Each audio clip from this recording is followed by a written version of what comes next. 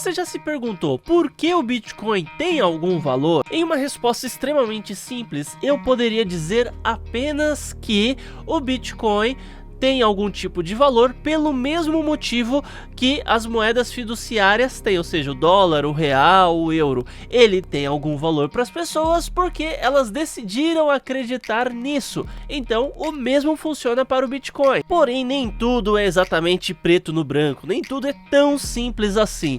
Então, vamos entender exatamente esse ponto. Meu nome é Marcos Eduardo e eu te convido desde já a se inscrever e ativar o sino das notificações nesse canal para ficar sempre por dentro de tudo o que acontece no mercado das criptomoedas, finanças, no Brasil e no mundo, e deixa um like aí, isso de verdade ajuda bastante esse serviço aqui, esse trabalho que eu estou oferecendo para você de conhecimento gratuito. E olha só, o primeiro link aqui na descrição é referente à Binance, essa que é a maior corretora de criptomoedas do mundo, e usando meu link aí para se cadastrar, você vai ter 15% de desconto em todas as taxas de trade, e através dela você, enfim, é que consegue comprar o Bitcoin e criptomoedas. Mas vamos então ao conteúdo aqui para responder por que de fato o Bitcoin tem aí algum valor. De fato, quando uma pessoa ela entra nesse meio das criptomoedas, quando ela começa a olhar o Bitcoin, existem várias dúvidas que começam a surgir. O que garante esse Bitcoin? Peraí, o Bitcoin é gerado do zero. Por que cargas d'água? Alguém vai dar algum valor a isso aí?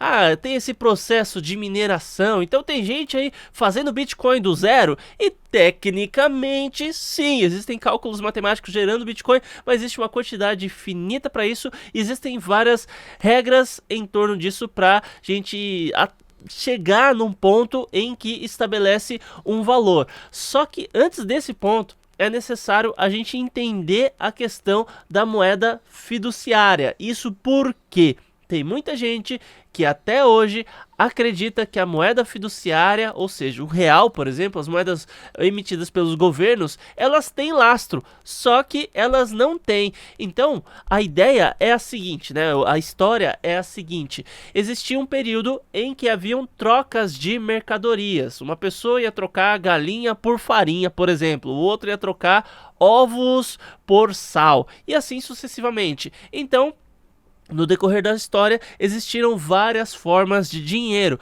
e com o passar do tempo, os metais preciosos foram considerados aí como padrões ideais para essas trocas serem realizadas. Só que convenhamos, você andar com ouro para cima e para baixo não é a coisa mais fácil, nem mais prática, nem mais simples do mundo, né? Até porque é perigoso você ser roubado, enfim.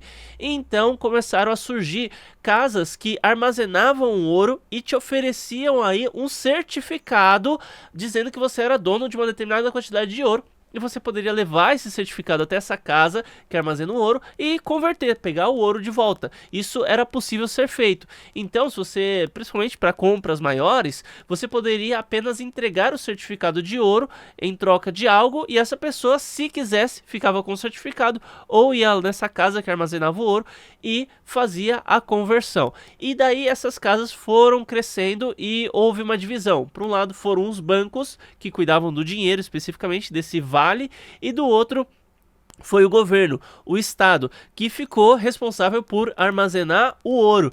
Porém, aí a coisa começa a ficar complicada. Por volta de 1970, o presidente Nixon, ele fez com que esse certificado, que virou a cédula de dinheiro, de dólar, enfim, ela estava até escrito nela, né? $1 do tesouro do governo norte-americano, dos Estados Unidos da América, enfim. Então era uma nota que representava diretamente a quantidade de ouro, e ele fez a quebra desse lastro. Então, a partir de 1971, 1972 em diante, enfim, foi criado o Federal Reserve, e com isso nós vimos que o ouro, ele não era mais o lastro do dólar, e os outros países no mundo todo mais ou menos seguiram esse padrão.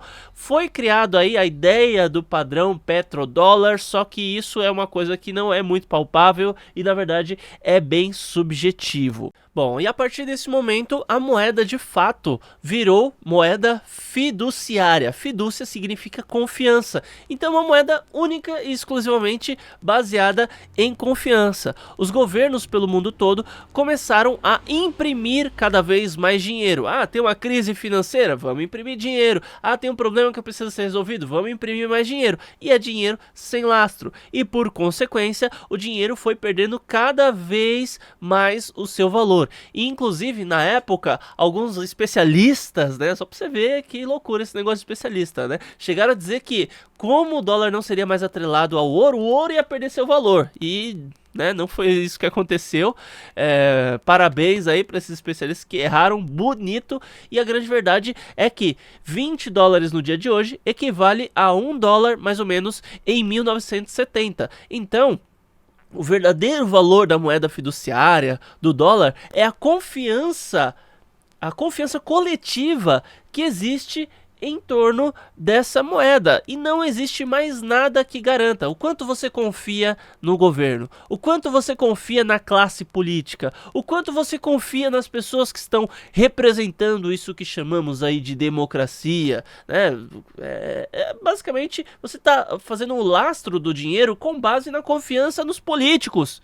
É muito doido esse negócio. Bem, enfim, então para bater de frente com o sistema de moeda fiduciária em que você tem que confiar, a gente tem aí o Bitcoin, né? Então, o Bitcoin, ele efetivamente, de primeiro momento, ele funcionava de forma muito mais rápida, muito mais prática. Você consegue transferir Bitcoin para o mundo todo a uma taxa proporcionalmente baixa comparada com o sistema fiduciário.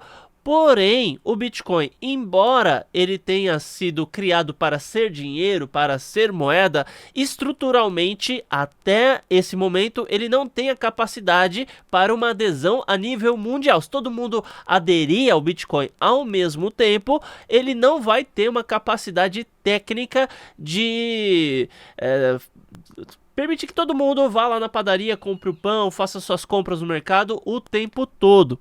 Então, para isso foi criada aí a Light Network, que é uma ferramenta que desafogou o sistema original do Bitcoin, é uma espécie de segunda camada que foi criada para viabilizar isso. Mas o primeiro item que torna o Bitcoin como algo de valor, que gera valor dele, eu não estou falando especificamente de preço, estou falando algo que tenha um valor intrínseco, é a questão da utilidade dele. Então, o Bitcoin, via de regra, ele é mais simples, prático e rápido em relação, quando a gente compara aí com a moeda fiduciária. Outro ponto que de fato acaba agregando valor ao Bitcoin é a sua natureza descentralizada, ou seja, isso que talvez seja a parte mais difícil de entender.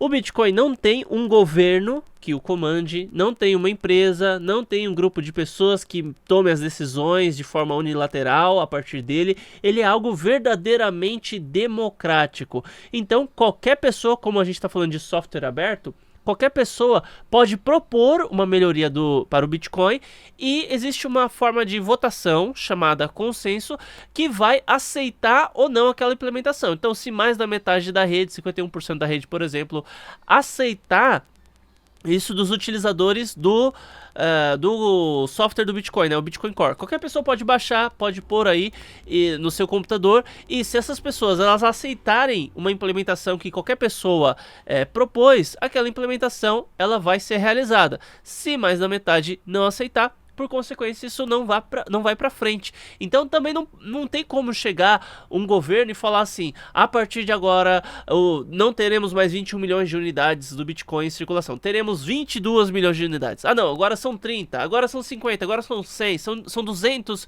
milhões. Não tem como isso acontecer, porque não tem um órgão central. Não tem como simplesmente alguém chegar e falar assim: não, vamos travar todas as operações de Bitcoin. Isso não tem como acontecer, porque de fato ele é descentralizado. Outro ponto em torno do valor é a questão da distribuição. Então, quanto mais pessoas tiverem acesso ao Bitcoin Core, quanto mais pessoas tiverem aí nodes conectados da rede distribuída do Bitcoin, menor é a probabilidade de fraude e mais segura a rede se torna. Bem, mas apesar de toda a superioridade que existe do Bitcoin em relação à moeda fiduciária, seja em questão de tecnologia, em questão de descentralização, distribuição, a questão de ser uma quantidade finita, né? Só existirá um total de 21 milhões de unidades de Bitcoin, e isso não é um processo que algum governo, alguma empresa mirabolante pode inflacionar, apesar de toda essa estrutura que é superior a qualquer tipo de sistema financeiro atual ou moeda fiduciária, enfim, ainda assim, aquilo que é o principal ponto que faz com que o Bitcoin efetivamente tenha o valor que tem e venha a crescer mais é, de fato, a sua adesão. Quanto mais pessoas aderindo, maior a probabilidade do valor crescer. Quanto mais lugares passarem a aceitar Bitcoin, melhor é para os atuais utilizadores. E com o passar do tempo, o que a gente mais está vendo aí são países, nações aderindo ao Bitcoin e às criptomoedas. Eu até costumo falar que necessariamente o Bitcoin não precisa que algum governo autorize seu funcionamento. Não precisa que ninguém proíba, não precisa de regulamentação.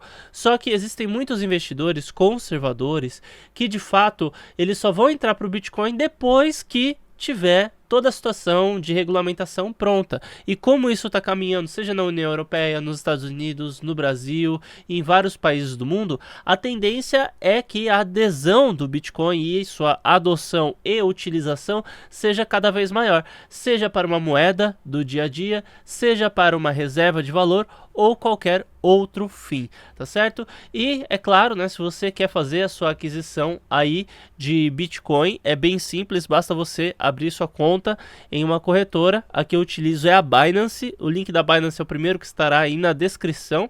Basta você abrir sua conta, você vem, né, como por exemplo aqui onde eu estou em carteira, Fiat Spot, procura aqui o BRL, você faz um depósito de reais e você depois já pode fazer a conversão do seu real para o Bitcoin, né? No caso o BTC, tem até a funcionalidade aqui de converter, se você é um usuário iniciante, já tem essa praticidade aí para você, né? Só você selecionar aqui, ó, por exemplo, eu depositei reais, né? Eu quero fazer a conversão de meus reais para uma determinada quantidade de Bitcoin. Então eu coloco aqui, por exemplo, 15 reais. Eu clico aqui e converto, ele automaticamente já passa o meu valor em reais para Bitcoin, tá certo? Então é isso, muito obrigado por ter assistido, espero que o material tenha sido útil e até mais.